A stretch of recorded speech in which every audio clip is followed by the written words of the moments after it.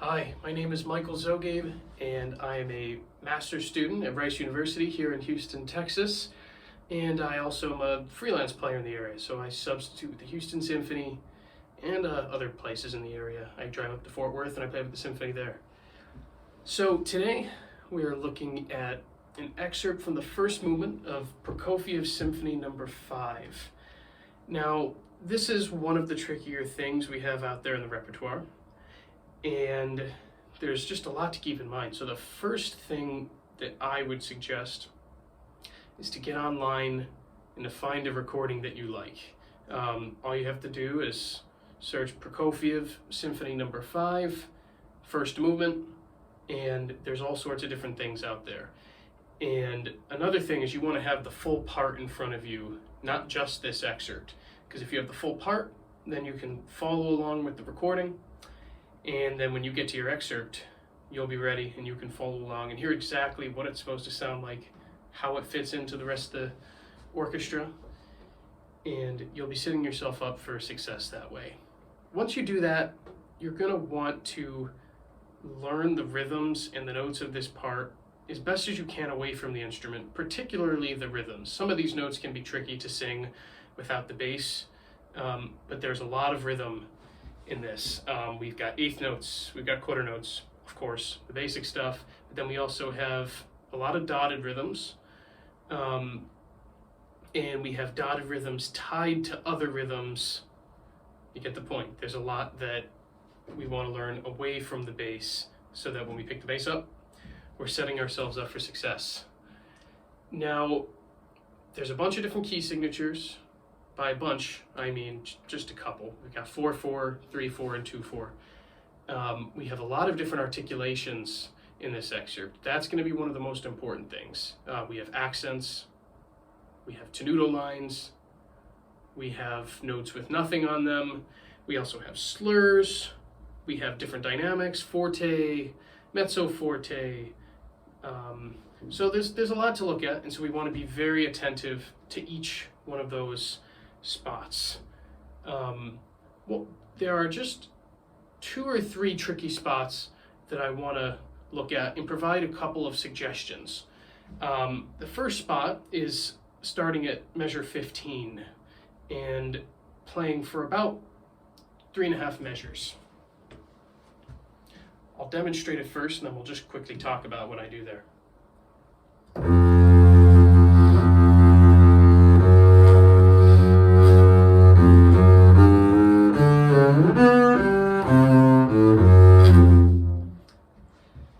So we're kind of going all over the bass here, but it's not too bad if you have a plan. So starting right on that tricky spot, the poco allargando spot, which means to slow down a little bit throughout the measure.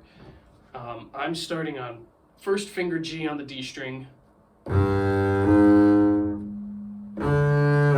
So going up to the G string, 4, 2, and then I'm shifting all the way up for that B, and I'm going to shift a third finger. To get to that note, you want to know where your harmonic G is. If you have your harmonic G on the B, on your thumb, then you can put your B down, just in a nice hand shape. But if you have the reference point for the G, you should be able to get to that B. And you can always work your way up chromatically until you find that note, and then find a fingering that works for you. but this is the one that I suggest. So 1, 2, 4, 2, 3, thumb, and then back to 1, we've got an accidental. So that's how I would approach that. The other tricky spot that goes up into the thumb position is before 19. It is starting 4 bars before 19.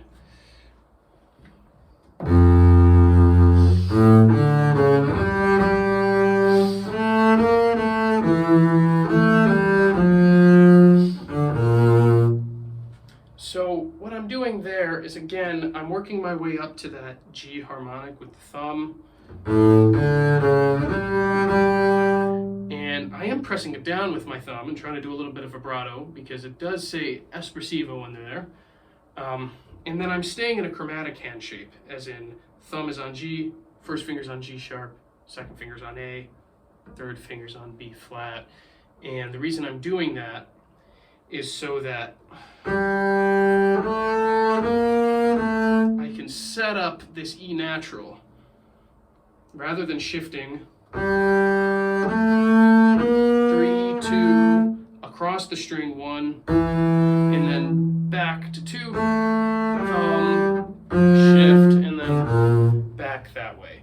You could choose to climb up and down the G string,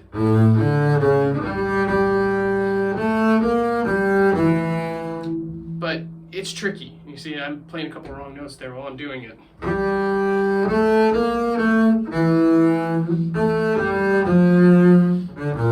So I would suggest the other fingering, but whatever fingering works for you, whatever gives you the most success in this audition. Those are the main tricky spots to work with. So to work this up, you're going to want to drop the metronome down to about half tempo to start. I mean, you could even go slower if you want to. Half tempo is a good gauge. So our metronome marking here is 85 to 95 for the quarter note. So I would take 85 or 84, something around that range, and I would just cut it in half. So maybe, or even a little bit more than half, maybe start at 40 or 42, and it'll sound something like this when you do that. This is 42.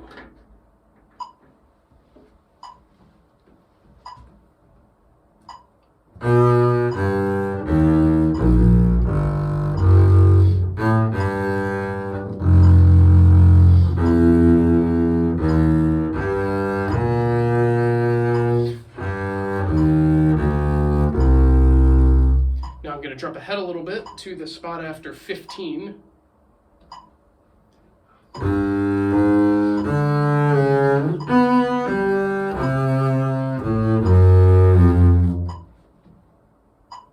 And I'm going to jump ahead one more time to that spot before 19.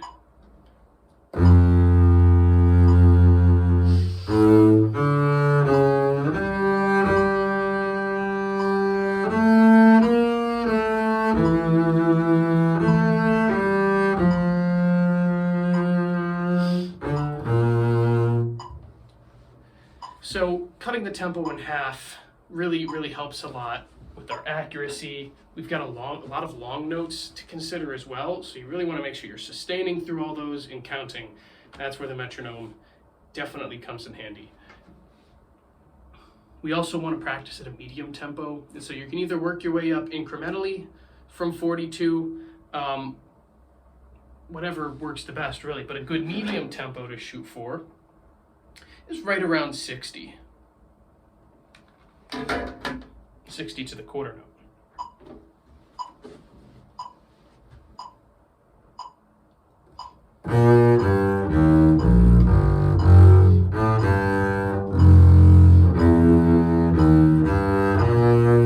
So we're pretty close to the tempo itself. Now I'll play a couple of those trickier sections.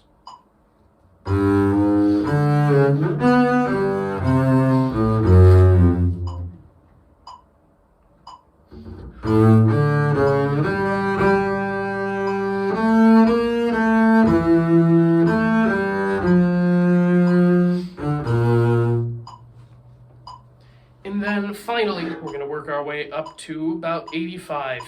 That would be a good goal to shoot for. If you can get to 95, that's even better. So I'm going to start right on the second excerpt at 18, and I'm going to play this through the end at our performance tempo.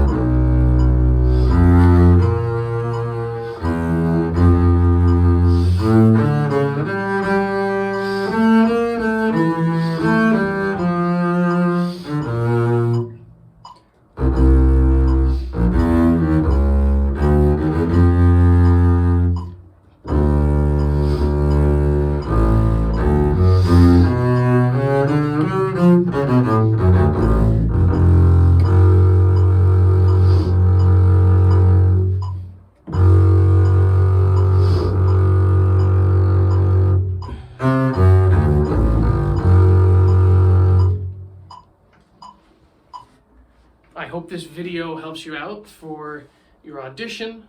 In the end, it's important to remember that you're making great music. So don't let all the little things get too much in the way, even though they're very important. Best of luck on your audition.